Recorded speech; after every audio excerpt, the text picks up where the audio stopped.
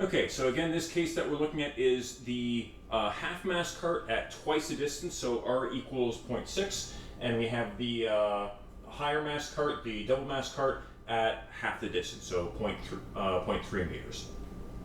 And please note that I've moved this track, but I have leveled it to make sure that it doesn't have any kind of tendency in one direction or the other. If I kind of give it a poke in either direction, it basically acts the same way. So let's get this set up. So it should be aimed properly.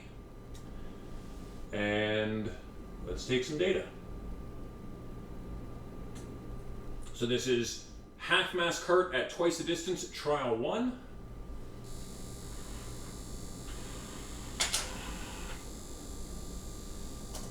So once again, it kind of stuck on, but it didn't rotate. It kind of got to the end of that motion faster than I thought. So we'll see how this one matches up in terms of being an inelastic collision.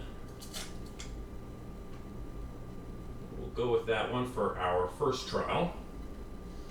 I might have to do another set of trials with a sturdier lever. We might add that in at the very end, but let's see what we got for the results.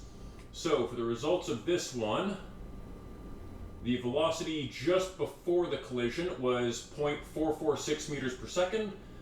The velocity of cart 1 just after the collision was negative 0.100. Cart 2 was 0.538. So we'll save that one. Okay, and let's do another trial. So same trial, this is the inelastic case. Half mass at twice the distance. Start the sensor.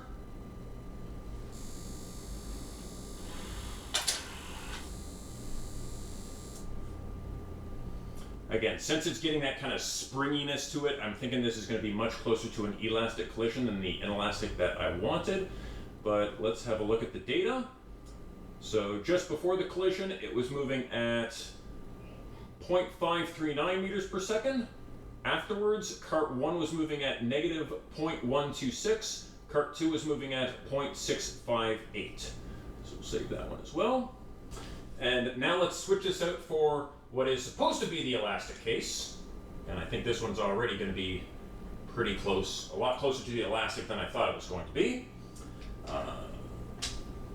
So again, this one is still twice the mass at half the distance, but now it's the elastic case. And let's start the data collection. I'll set this up first. And here we go.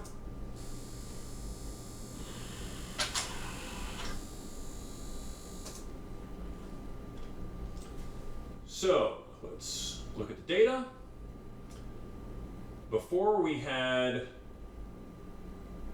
velocity just before the collision was 0.494. Velocity just after the collision was, for cart 1 was 0.123, negative 0.123. Note that the negatives and positives are going to matter here. And velocity 2 was 0.598.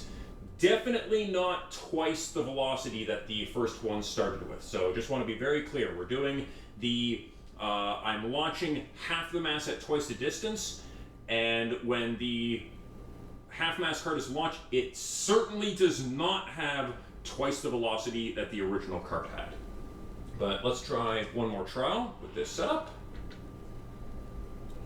So right there. And it's properly aimed. Just make sure that I save this one.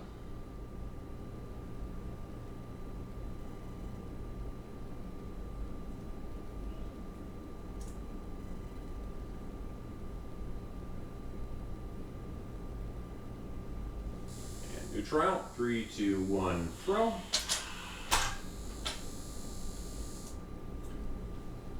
so I gave that one a little bit more speed on this one to get some varied data. So this one, just before the collision, the velocity was 0.714. After the collision, object 1 had a velocity of negative 0.18. Cart 2 was positive 0.83. So we'll save that trial.